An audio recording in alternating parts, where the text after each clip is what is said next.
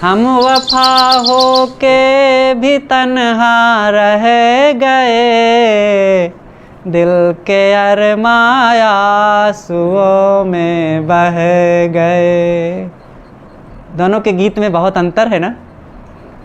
वफा हो के भी तन्हा रह गए, सबकी वफादारी करते हुए, बेटा की, बेटी की, बहू की, पति की, सास की, ससुर के, जेठ के, सबकी वफादारी करते हुए भी तन्हा ही रह गए।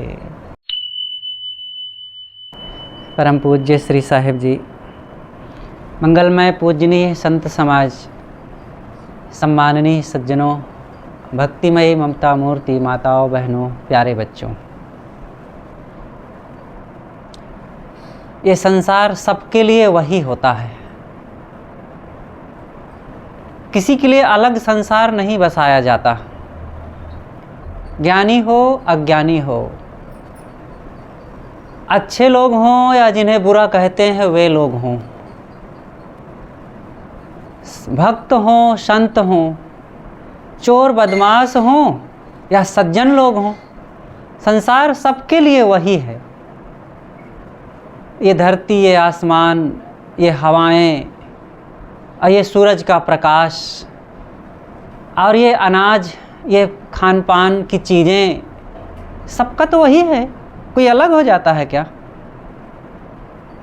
लेकिन इन्हीं चीज़ों का उपयोग करके कोई परम सुखी हो जाता है और कोई इन्हीं में अपने मन में ऐसा दोष, दुर्गुण और दुराचार, दुर्व्यसन, दुस्वभाव अपना लेता है कि दुखी बना रहता है, रात दिन जलता रहता है।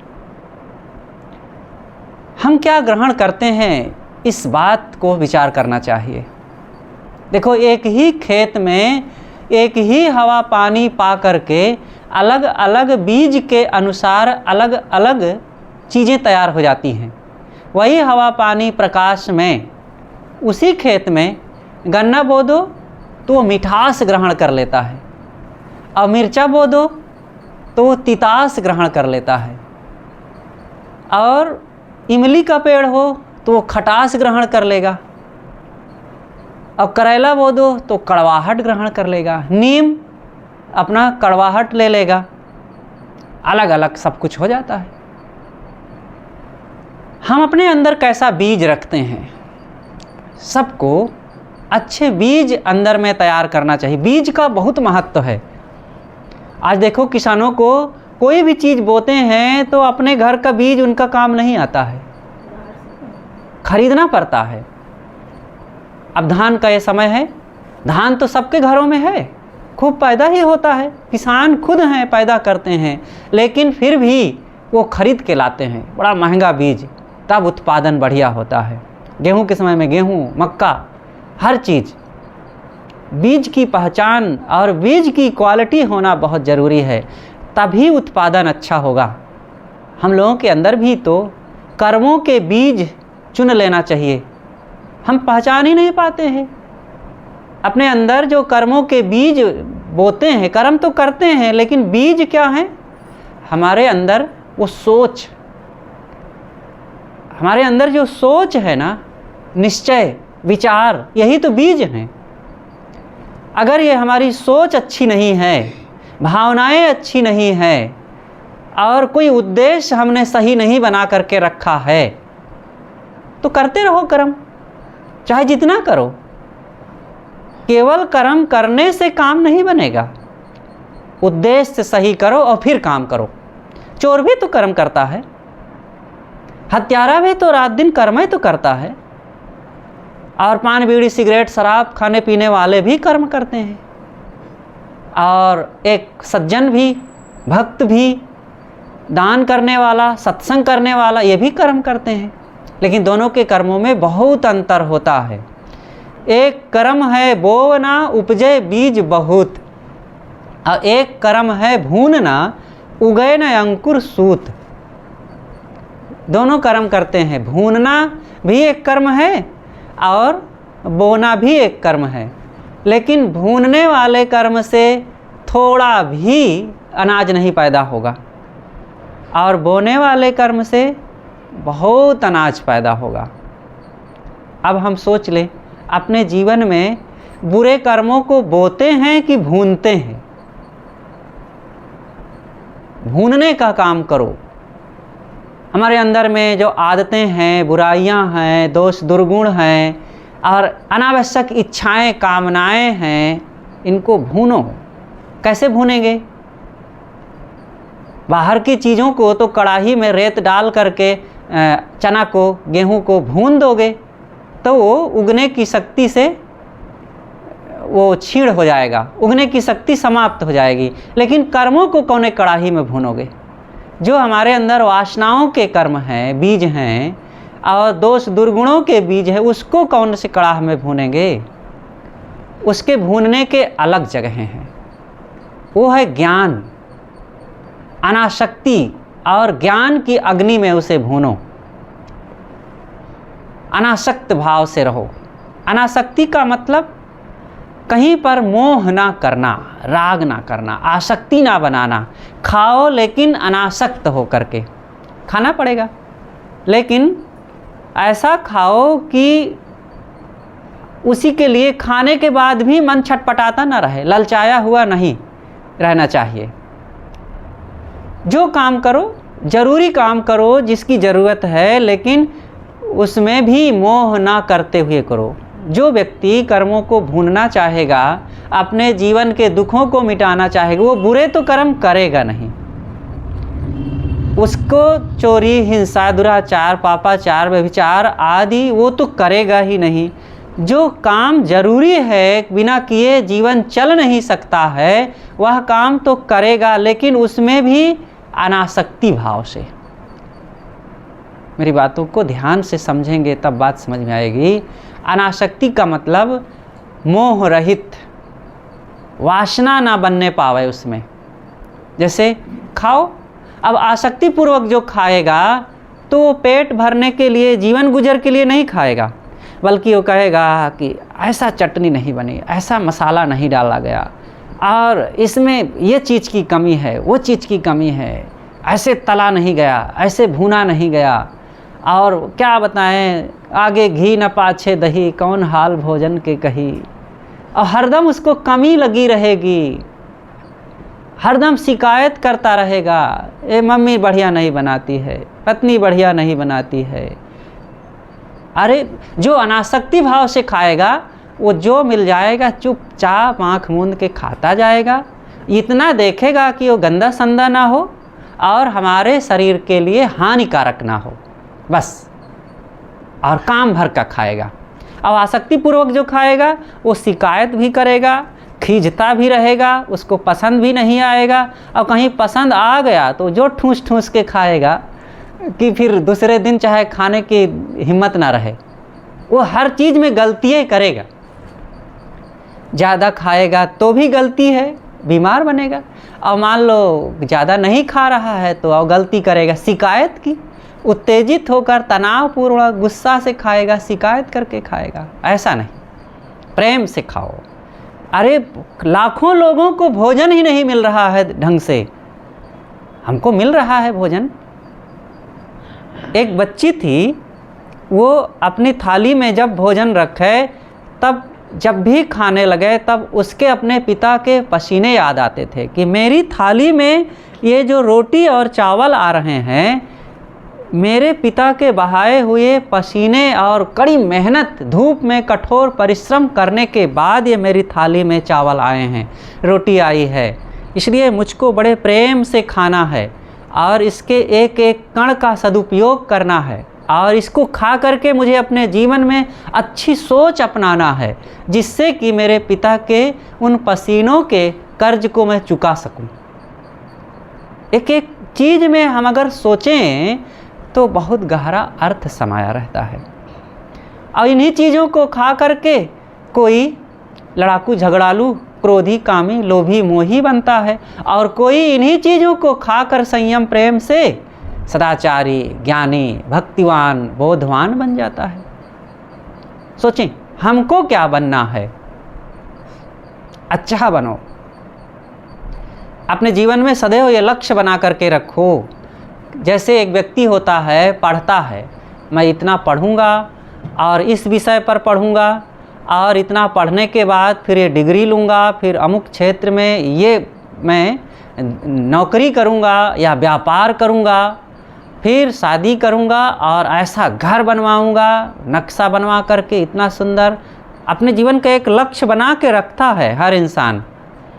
क्या सुंदर सोच से अपने आप को सुखी बनाने का, मैं ऐसे दयावान, क्षमावान, विनम्र, भक्तिवान और दुख रहित, क्लेश रहित, प्रसन्न चित्त वाला इंसान बनूंगा, ऐसा भी कोई लक्ष्य बनाया जाता है कि नहीं? अगर नहीं बनाएंगे तो बड़ी गाड़ी में, बड़े घर में, बड़े रुपयों के बीच रह करके कुढ़ते रहेंगे, उत्तेजित होते रहेंगे, जलते रहेंगे, दांत किटकिटाते रहेंगे सबके सामने, मन अशांत रहेगा। है आबो हवा ठंडी, कश्मीर नहीं साहब, ठंडा हो कलेजा जहाँ कश्मीर उसे कहते हैं। लोग कहते हैं कि अरे यार बड़ी गर्मी है, कश्मीर चलो घूम आए, ज़रा कलेजा, दिल दिमाग ठंडा हो जाए। कश्मीर वालों को तो बड़ा ठंडा होगा ना, वो तो वहीं रह रहे हैं। और कश्मीर में क्या रखा है कि ठंडा हो जाएगा? ठंडी लग जाएगी तो यहाँ भी तो 2 महीने के लिए कश्मीर हो जाता है। दिसंबर और जनवरी में कितना दिमाग ठंडा हो जाता है। बाहर से शरीर ठंडा होते हुए भी, पूरा मकान ठंडा होते हुए भी दिमाग वैसे ही फनफनाता रहता है। जब तक सही विचार, सही ज्ञान नहीं आएगा, दिमाग गर्म ही रहेगा। हमें अपने शरीर से ही शिक्षा लेनी चाहिए। हमारा शरीर बहुत बड़ा उपदेश दे रहा है। देखो, कठोर जब गर्मी पड़ती है तो भी हमारे शरीर का टेम्परेचर कितना रहता है? 98.3 6 डिग्री रहता है। एकदम गर्मी जब पड़ती है, लू चलती है, बाहर का टेम्परेचर 48 हो जाता है, फिर भी हमारे स्वस्थ शरीर का टेम्परेचर 98.6 रहता है। और जब कठिन ठंडी पड़ती है तो कितना रहता है? उस समय भी उतना ही रहता है। वो प्रभावित नहीं होता है ना। ऐसे ही हमें अपने मन को रखना चाहिए। हमारा शरीर हमको शिक्षा दे रहा है कि जैसे मैं गर्मी में भी, ठंडी में भी एक समान रहता हूँ। अगर उसमें टेम्परेचर का अंतर पड़ा तो मानो बीमार है, शरीर बीमार है। ऐसे मन में कुछ हानि हो जाए, कोई बहुत चीज़ मिल जाए, किसी ने सम्मान कर दिया, किसी ने अपमान कर दिया, कुछ मिल गई, कुछ छूट गई, और कोई और उपलब्धि हो गई, कुछ बिगड़ गया, किसी ने कटु कह दिया, किसी ने बहुत प्यार कर दिया, सब समय अपने मन को एक समान रखो। दुख में ना घबराओ और ना कुछ सुख सुविधा, प्रेम और सम्मान में फूलो। अगर हम फूल पचक रहे हैं अथवा घबरा रहे हैं, दुखी हो रहे हैं हानि लाभ में, तो समझो मन का बीमारी आ गई है। जैसे शरीर में असंतुलन हुआ तो शरीर कुछ ना कुछ है गड़बड़, ऐसे मन में कुछ ना कुछ है गड़बड़ी। तो मन को ठीक रखना चाहिए। मजबूत मन वाले सबको बनना है। सुखी इंसान की यही पहचान है। तो हर हाल में व्यक्ति को सुखी रहना चाहिए। इन्हीं चीज़ों, इन्हीं घरों में कोई सुखी, मैंने पहले ही कहा कि कोई सुखी है, कोई दुखी है। एक घर में बहुत बड़ा घर था, बड़े आदमी थे, बहुत बड़ी उनकी नौकरी थी और अच्छे खासे लोग थे। उनके यहाँ कई लोग काम करते थे। एक नौकरानी वहाँ काम करती थी। तो वो काम करते, वो भी कुछ गुनगुनाती थी। तो वो क्या गुनगुनाती थी? बड़ा बढ़िया गीत गुनगुनाती थी। सावन का महीना पवन चले सोरे, जियरा रे घूमे ऐसे जैसे बनमा नाचे मोर। तो वो यही उसके मन में चले, गुनगुनाए, और जियरा रे घूमे ऐसे जैसे बनमा नाचे मोर। हरदम मन मगन रखे और काम करती रहे, बर्तन मांजे, झाड़ू लगावे, पोछा लगावे, सब काम करे और गीत गुनगुनाती रहे। और उसी घर की मालकिन रहे, वो भी एक गीत बीच बीच में गुनगुनाए।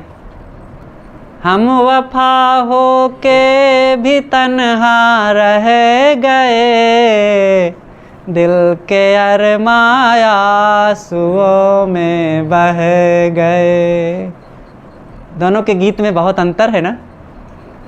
वफा हो के भी तन्हा रह गए, सबकी वफादारी करते हुए, बेटा की, बेटी की, बहू की, पति की, सास के, ससुर के, जेठ के, सबकी वफादारी करते हुए भी तन्हा ही रह गए, अकेला ही रह गए, कोई साथ देने वाला नहीं है। हमारे मन को कौन पहचानने वाला है यहाँ? सब की करते रहो, लेकिन सब यहाँ स्वार्थ का संसार है। हमारे जब तक रुपए हैं, पैसे हैं, शरीर में दम है, सुंदरता है, जवानी है और बाहर की शक्ति है, तब तक सब साथ देते हैं। और थोड़ा सा देखो कुछ अभी कसर हो जाए और कुछ भी बात हो जाए तो सब ऐसी बोली बोलेंगे, ऐसी बात कह देंगे कि अंदर तक हिल जाएंगे। कोई किसी का नहीं है। इसलिए दिल के अरमां आंसुओं में बह गए। जो जो अरमां पालता है व्यक्ति बचपन से, ये बचपने ख्वाबों की ज़िंदगी होती है। एक बच्चा होता है जो 4, 5, 6 तक पढ़ता है, तब तक तो कोई ख्वाब नहीं रहते, लेकिन जैसे ही कक्षा 7, 8 तक पहुंचा तब ख्वाब उसको सताने लगते हैं। इतना पढ़ूंगा, फिर अमुक विद्यालय में पढ़ूंगा, अमुक यूनिवर्सिटी में पढ़ूंगा, फिर ऐसी नौकरी करूंगा, ऐसा कमाऊंगा, ऐसा ये होगा, वो होगा, वो होगा, बड़ा सोचता है। और जब समय आया कुछ तो कहीं छोटी मोटी नौकरी फोकरी मिल गई तो मिल गई, नहीं तो इधर उधर चपरासी गिरी किया या थोड़ा मोड़ा कमाया। और जैसे कामना थी कि ऐसे स्वर्ग की परी लाऊंगा, तो परी क्या मिलती है कि दिल दिमाग को खाने वाली मिल जाती है, खाने वाला मिल जाता है। और उसी में जूझते जूझते 1, 2, 4 बच्चे हुए, उनको पूरा करते करते दिमाग के सब स्क्रू ढीले हो जाते हैं और थोड़े दिनों में शरीर अस्त व्यस्त और पस्त हो जाता है। सारे अरमां आंसुओं में बह गए। बहाओ मत, मोर जैसे नाचने की ज़िंदगी होनी चाहिए। ऐसा कुछ मन बनाओ, सोच वचन बनाओ, कर्म अपनाओ कि खुशियों की ज़िंदगी हम जी सकें, प्रसन्नता की ज़िंदगी जी सकें। और इसके लिए जब हम अच्छी सोच, अच्छे विचार अपनाएंगे, संतों की संगत करेंगे और सद्कर्म और सदाचार को अपनाएंगे, तब हमारा जीवन, हमारे कर्म, हमारे स्वभाव और अच्छे बनेंगे और मन से हम सुखी हो सकेंगे। इसलिए जीवन को अच्छा बनाना एक बहुत बड़ी कला है। लोगों को ज़िंदगी को कैसे जीना चाहिए, इन बातों को हम अपनाएं और समझें। हमारी ज़िंदगी जब तक हम सद्गुण और सदाचार को नहीं अपनाएंगे, अच्छे विचार नहीं अपनाएंगे, तो बस ऊपर ऊपर से सजे धजे रहेंगे। घर, गाड़ी, कपड़ा और हर चीज़ का सौंदर्य बाहर खूब लगा हुआ है, लेकिन मन सबका मलिन बना हुआ है। बाहर की चमक दमक के साथ मन को चमकाना ज़रूरी है। जब तक हम मन को ठीक नहीं करेंगे, विचारों को ठीक नहीं करेंगे, बाहर की चमक अधूरी रह जाएगी और वहाँ खुशियाँ नहीं रह जाएंगी। असली खुशी है भीतर की। सबको अपने स्वभाव को बढ़िया बनाना चाहिए और वो हमारे सद्कर्मों से, सुंदर भावनाओं से होगा। जैसे कि व्यक्ति को ऐसी कुछ कमाई करनी चाहिए कि जिससे वह स्वयं सुखी हो और दूसरों को भी खुशियां दे सके। आप लोगों ने देखा होगा ताश में कितने पत्ते होते हैं? हाँ, 52 पत्ते। ताश के 52 पत्ते होते हैं और उसमें 52 पत्ते तो होते हैं, लेकिन इन 52 पत्तों में 3 पत्ते कुछ अलग ढंग के होते हैं, मानवाकार। और इन तीनों में से तीनों का अलग अलग नाम है। एक को कहते हैं बेगम और एक को कहते हैं बादशाह, और तीसरे को कहते हैं, क्या कहते हैं, गुलाम। बेगम, बादशाह और गुलाम, ये ताश के 3 पत्ते होते हैं जो मानवाकार होते हैं। गुलाम कौन होता है, बादशाह कौन होता है और बेगम कौन होता है? तो उसको हम अपने जीवन में देखें। बेगम, जो बेगम से हार जाए वह है गुलाम, और जो बेगम से जीत जाए वह है बादशाह। तो हम अपने जीवन में क्या बनना चाहते हैं? हमारे जीवन में हमारी इंद्रियां हैं बेगम, और अपनी ये मन तथा इंद्रियां, ये हमारे कर्मों की जो आदतें हैं, इसको हम इतना ही कहें, हमारी इंद्रियां। इन्हीं इंद्रियों पर जो विजय प्राप्त कर लेता है वह हो जाता है बादशाह। वो चाहे स्त्री हो या पुरुष हो, सबको अपने जीवन पर सोचना चाहिए। जो अपने ही इंद्रियों पर, अपनी ही आदतों पर, अपनी ही इच्छाओं पर विजय प्राप्त कर लिया वो हो गया बादशाह। और जो अपनी इच्छाओं, कामनाओं, इंद्रियों और वासनाओं से हार गया वो क्या हो गया? गुलाम। अब सोच लो क्या बनना है, गुलाम बनना है कि बादशाह? अगर बादशाह बनना है तो फिर विजय प्राप्त करें। अब विजय प्राप्त करने के लिए बाहर वाले बादशाह तो सगल लड़ाई लड़ते हैं यहाँ वहाँ ज़मीन जीतने के लिए, लेकिन यहाँ बिना लड़ाई के बादशाहत मिल सकती है। बस अपने से, अपने ही आदतों से लड़ना है, किसी दूसरे से नहीं। यहाँ मरे को मारना है, यहाँ कोई विरोधी नहीं है। लेकिन बड़ा मुश्किल यही है कि इसी में सब हार जाते हैं। नदी उतरे, नाला उतरे, समंदर उतर जाई, खाई अंगुल 4 की तामे गोता खाई। ये आदमी बड़ी बड़ी नदियों को पार कर जाता है, नालों को पार कर जाता है, और इतना ही नहीं समुद्र को पार कर जाता है। लेकिन बड़ा मुश्किल और कठिन काम यही हो जाता है कि ये 4 अंगुल की खाई, मतलब चतुष्टय अंतःकरण, मन बुद्धि चित्त अहंकार, इन्हीं में बार बार गोता खाता है, डूब डूब जाता है। सब अपनी आदतों से हार जाते हैं, और इसी से जो जीत जाए तो वो हो जाए बादशाह। तो सबको बादशाह बनना चाहिए, बादशाहत की ज़िंदगी। एक सज्जन थे, वो अपने बेटे को लेकर के जा रहे थे। बेटा अभी 7-8 साल का रहा होगा। बेटे और दोनों, बेटा जो है पिता की उंगली पकड़े और साथ साथ बात करते चल रहे थे। तो इतने में आगे देखते हैं कि एक व्यक्ति को कई पुलिस घेरे हुए, 5 पुलिस करीब थे, घेरे हुए, अपने घेरे में लिए हुए चले जा रहे थे। तो बच्चे ने पूछा, पिताजी ये कौन है, ये कौन घेरे हैं इस व्यक्ति को? कहा बेटा ये चोर है, चोर, और इसको अपने घेरे में लिए हुए हैं, इसको ले जा रहे हैं जेल में बंद करने के लिए, इसको बहुत दंड मिलेगा, बहुत पिटाई करेंगे। कहा अच्छा, जिसके चारों तरफ पुलिस लगी हो वो चोर होता है, उसकी पिटाई होगी। कहा हाँ। तो देखा और आगे चले गए, वो लोग भी आगे चले गए, और आगे बढ़े तो एक व्यक्ति को और 5 पुलिस घेरे हुए लिए चले जा रहे हैं। कहा पिताजी ये भी चोर है? कहा नहीं बेटा ये चोर नहीं है। कहा फिर कौन है? कहा ये नेता है, नेता, इसके भी चारों ओर पुलिस है। लेकिन कहा पिताजी ये नेता क्यों है, इसके भी तो पुलिस है चारों तरफ, अब वो चोर क्यों है, उसके भी चारों तरफ पुलिस है। कहा बेटा यही तो अंतर है, वो अपराधी था इसलिए उसको दंड देने के लिए पुलिस अपने घेरे में लिए है, और ये नेता है, समाज का अगुआ, समाज की सेवा करने वाला, इसलिए इसकी सुरक्षा में पुलिस लगी हुई है। व्यक्ति वही, पुलिस भी वही, लेकिन एक को दंड देने के लिए ले जा रही और एक की रक्षा में पुलिस लगी हुई है। ऐसे ही हमारी ज़िंदगी है। यही मन और इंद्रियां, ये 5 पुलिस हमारे साथ है ना, इंद्रियां 5 हैं, और यही इंद्रियां किसी की रक्षा में होती हैं, यही इंद्रियां किसी को लूट लेती हैं। हमें तो मिल के लिए लूट लिया नफ्स वालों ने, हुस्न वालों ने कह दो।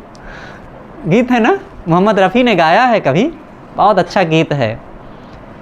तो ये नफ्स वालों ने एक गीत मैंने सुना है, नफ्स, नफ्स कहते हैं इंद्रियां, ये 5 इंद्रियों ने हमें मिल के लूट लिया, और जबकि इन्हीं को संयमित कर लो तो हम नेता बन जाएं, और इन्हीं को संयमित ना कर सको तो हम चोर हो गए। फिर यही इंद्रियां किसी के लिए दंड देने का काम करती हैं, और यही इंद्रियां किसी की रक्षा में काम करती हैं।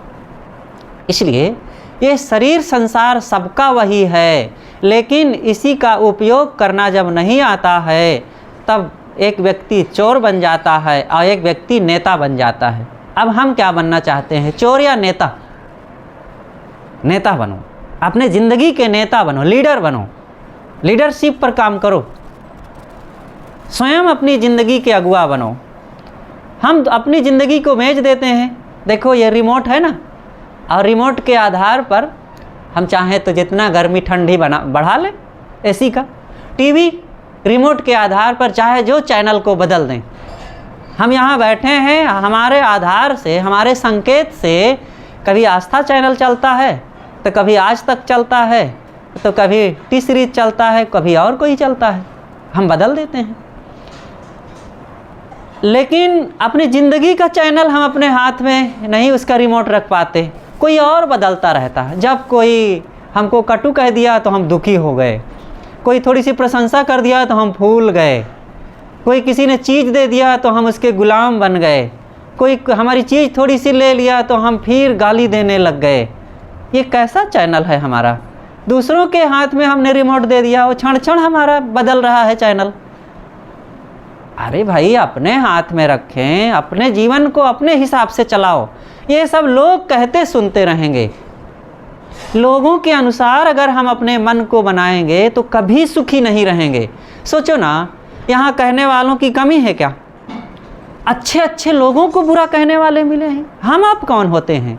महाराज श्री राम, जिनको भगवान परमात्मा कहते हैं, वो जब 14 साल वनवास काट करके आए, उनको पूरे अयोध्या वासियों ने ताना मार करके कहा कि देखो हमारे राजा को, जिनकी पत्नी 22 महीने तक किसी के घेरे में रही, अब हमारे राजा उसको फिर ला करके अपनी पत्नी बना लिए हैं। अब हमारी पत्नियां भी कहीं रहेंगी तो हम वो भी लौट के आएंगी, तो हमें भी बनाना पड़ेगा पत्नी। और ये 1-2 की आवाज़ नहीं, जन जन की आवाज़ हो गई थी। राम के लिए ऐसा, सीता जी अपनी शौक से गई रही क्या रावण के कैद में? वो ज़बरदस्ती करके ले गया था, और राम अपना कर्तव्य निभाए और सम्मान के साथ उनको ले आए। और सीता का रावण केवल जब ले गया था, ज़बरदस्ती पकड़ा था रथ में बैठाने के लिए, इतना ही वो छुआ था। उसके अलावा रावण की ईमानदारी यह थी कि वो सीता को ज़बरदस्ती नहीं किया, वो मनाता रहा कि तुम मेरी हो जाओ। लेकिन सीता उसको जो धमकाती रही और कहे कि मेरे पास खबरदार मत आना, और रावण भी नहीं जा सका, केवल मनाता रहा, वो छुआ नहीं। और इतनी पवित्र सीता इतने दिनों तक रावण के कैद में रह करके भी अपनी पवित्रता को बनाए रखी। उस सीता को जो माँ सीता कहलाती हैं, अयोध्या वासियों ने कहने से बाज नहीं आए। हम लोगों को कोई कहने लग जाए तो काहे को घबरा रहे हैं? बुद्ध जैसे महापवित्र आत्मा को, महान संत को कहने वालों की कमी रही क्या? कबीर साहब को कहने वालों की कमी रही क्या? हम लोगों को भी कहने वाले साधुओं की कमी है क्या? आप लोग पूजा सेवा बंदगी करते हैं और अपने घर में बुलाते हैं। कुछ लोग कहते हैं कि देखो, यहीं लखनऊ से एक बार हम जा रहे थे, साहेब जी के साथ थे, ट्रेन में थे, तो 3-4 नवयुवक बैठे थे, इतने में 2 पुलिस भी आकर के बैठ गए। अब वो आपस में बात करने लगे, देखो खाने को ना आटा तो साधु बन गए, घर में लड़ाई हो गई होगी, अथवा घूम घूम के खा रहे हैं, अब काम धाम तो करना नहीं, खेती करना पड़े, कुछ हल जोतना पड़े तो पता चले, अब साधु बन गए हैं। आन के खाना, मसक के ताना, अब प्राण रहे चाहे जाना, अब दूसरे की कमाई पर जी रहे हैं, अपना करके खाएं तो पता चले। ऐसे ऐसे कुछ बातें वे कहते रहे। तो जब बीच बीच में कुछ बोलते रहे, अब फिर धीरे से हम लोगों को सुना के कहने लगे, तब कहना पड़ा कि जो खेती करे वही भर खाने का हकदार है, दूसरे लोग नहीं। कहे नहीं, जो अपने से ना कमा सके, ना खेती कर सके, ना अनाज पैदा कर सके, वो खाने का हकदार नहीं है। तो हमने कहा कि मास्टर तो पैदा नहीं करता है, खेती तो नहीं करता है, लेकिन वो मोटी रकम लेता है, वो भी खाता है। डॉक्टर भी तो खेती नहीं करता है, वकील भी तो खेती नहीं करता है। आप लोग पुलिस हैं, आप लोग कौन खेती करते हैं? और बॉर्डर पर बैठी हजारों फौज की सेना लगी हुई है, वो लोग भी तो बिना खेती किए खा रहे हैं। सब देश का बहुत सारा पैसा और संपत्ति उनकी सेवा में लगाई जाती है, सब खा रहे हैं। घर में बूढ़े बैठे हैं बिना खेती किए, बिना मेहनत किए, वो भी तो खा रहे हैं। बच्चे खाते हैं, वो 10 साल तक बिना मेहनत किए उनकी सेवा की जाती है। तो इन सबको निकाल देना चाहिए या भोजन नहीं देना चाहिए? लेकिन देना चाहिए, क्योंकि डॉक्टर चिकित्सा देता है, रोग से सबकी सुरक्षा करता है। अध्यापक विद्या पढ़ाता है, बच्चों के अंदर छिपी हुई शक्ति को प्रकट करता है उनके व्यक्तित्व में। पुलिस समाज में एक व्यवस्था देता है, वकील न्याय देता है, और जो फोर्स लगी हुई है सेना बॉर्डर पर, वो हम लोग उन्हीं के बदौलत आराम से इन गाँव में, देहातों में, शहरों में सुकून से सो रहे हैं निश्चिंतता पूर्वक। नहीं तो दूसरे देश वाले हमला करके सारी शांति को भंग कर दें। तो सब बिना अनाज पैदा किए जब खा रहे हैं, तो संत क्यों ना खाएं? संत आप लोग जो समाज में अनेक प्रकार की अराजकता फैलाते हैं, शराब पीकर, गांजा पीकर, भांग खा करके, लड़ाई झगड़ा करके, दोष दुर्गुण दुराचार पापाचार हत्या करके, और अनेक प्रकार से दोष दुर्गुण अपना करके, और जो जनसंख्या वृद्धि का भार दे रहे हो समाज को, संत अपने आप इन सब से बचे हुए हैं। बल्कि इसकी शिक्षा देते हैं, समाज को ऐसी प्रेरणा देते हैं कि ये अपराधी तत्व, आप पुलिस लोग हो ना, डंडों से पीट पीट करके भी लोगों को ईमानदार नहीं बना पाते हो, और संत तो अपने मधुर वाणी से कह करके न जाने कितने शराबियों की शराब छुड़ा दिए, और गंजेड़ी भंगेड़ियों की वो सब छुड़ा दिए, दुर्व्यसनियों की दुर्व्यसन छुड़ा दिए, दुराचारियों के दुराचार छुड़ा दिए, भक्त सज्जन बना दिए, दुर्व्यसनों से उनको छुट्टी करा दिए। और अपने आप समाज से कुछ लेते नहीं, बल्कि अपना सब कुछ छोड़ करके केवल थोड़ा सा जीवन गुजर लेते हैं। जनसंख्या वृद्धि का कोई भार समाज को देते ही नहीं है। यही लोग कहते हैं कि भारत में 56 लाख साधु हैं, अगर ये सब कमाते तो आज कितना हाल होता। हम कहते हैं 56 लाख साधु सब शादी किए होते तब जनसंख्या वृद्धि का कितना भार होता। तो कितना बड़ा सेवा समाज के संत जन करते हैं। तो ये संतों का उपकार अपार, ऋणी रहेगा यह संसार। सनक सनंदन सनातन सनत कुमार व्यास वशिष्ठ और सुखदेव, कबीर, बुद्ध, महावीर, दयानंद, विवेकानंद और नानक, वशिष्ठ, व्यास आदि जितने महापुरुष हुए हैं, सदगुरु अभिलाष साहेब, विशाल साहेब, श्री प्रेम साहेब, पूर्ण साहेब आदि, और दूसरे मत पंथों में जितने संत महात्मा हुए हैं, इन सब लोगों ने समाज में मुफ्त का खाया है क्या? अरे इन्हीं की तो गाथा गा करके आज ये सभ्यता जीवित है। इन्हीं के पद चिन्हों पर चल करके तो आज कुछ लोगों को ज्ञान, विवेक, विचार और आपस में भाईचारे की रोशनी मिल रही है जीने के लिए। ये ना होते तो देश में होता क्या, इस संसार में क्या होता? ये पेट भरना और बाल बच्चे पैदा करना और बैल की तरह मेहनत करना, फिर मर जाना, यही तो होता ना। लेकिन इन महापुरुषों के बताए हुए विचारों और ज्ञान विवेक से ही समाज में आज जो सुगंधी है, भाई भाई प्रेम से रह रहे हैं। और गोस्वामी तुलसीदास ने क्या कहा है? मति कीरति गति भूत भलाई, जब जही जतन जहाँ जही पाई, सो जानो सत्संग प्रभाव, लोक ही वेद न आन उपाऊ। गोस्वामी जी कहते हैं कि ये जितना सद्बुद्धि, सदाचार, धन, संपत्ति और प्रेम, संगठन, मेल मिलाप और मुक्ति, गति, ये सब सत्संग के प्रताप से ही आता है। इसलिए हम सबको ये कमाई करना चाहिए और इसी संसार में रह करके ये होगा। मनुष्य शरीर में हमारे विचारों पर यह निर्भर करता है कि हम क्या कमाते हैं। सदगुरु अभिलाष देव जी से एक बार एक बच्ची ने पूछा था कि मन अच्छा होता है कि बुरा? गुरुदेव जी ने कहा कि बेटा ना बुरा होता है ना अच्छा होता है। इस मन को हम जिधर लगाएं, अब किधर लगाते हैं ये हमारे ऊपर सोच पर निर्भर करता है। हम इसी मन को सद्गुण सदाचार की ओर लगा के दें तो ये मन अच्छा हो जाएगा। अब उधर ही हमारी उन्नति होने लग जाएगी। इसी मन को दोष, दुर्गुण, दुराचार, भ्रष्टाचार में लगा दे तो ये मन एक शक्ति है, ये उधर काम करने लग जाएगा। ये बिजली है, देखो, इसी बिजली से चाहे पानी निकाल लो और इसी बिजली से चाहे आग पैदा कर लो। ये हवा है, हवा सुगंधित होती है कि दुर्गंधित? क्या होती है? न दुर्गंधित है न सुगंधित है।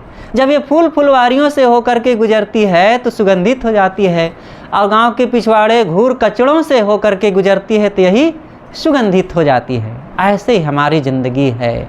जब अच्छी संगत पा गई ज़िंदगी, सज्जनों संतों की संगत, तो यही ज़िंदगी में आहा ज़िंदगी होती है। और यही जब दुष्ट, दुर्गुण, दुर्व्यसनियों की संगत पा गए तो फिर आह आह कराहने की ज़िंदगी हो जाती है। इसलिए हम सब लोग अपनी ज़िंदगी को ऐसा बनाएं कि जिससे जीवन खुशहाल हो। जीना ऐसा जीना हो, जीना कोई तड़फाए तू, मरना ऐसा मरना हो, मर कर फिर ना आए तू। ज़िंदगी ऐसी बना जिंदा रहे दिल साध तू, तू ना हो दुनिया में तो दुनिया को आए याद तू। ऐसा हमें अब जीने का कुछ हौसला रखना चाहिए, ऐसा कुछ मकसद बनाओ और ऐसी संगत करो, ऐसा पुरुषार्थ करो, निश्चित ही हमारी ज़िंदगी भी हमें बड़ी आनंद और शांति की अनुभूति कराएगी। अगर ये नहीं किए तो दुख तो सब भोग ही रहे हैं। ये अपने आप नहीं आता है, सब हमारा बनाया हुआ होता है, सब अपना कमाया हुआ होता है। इसलिए वह कमाओ जिसके परिणाम में पश्चाताप ना करना पड़े, बल्कि हमारी ज़िंदगी हमारे लिए वरदान साबित हो जाए।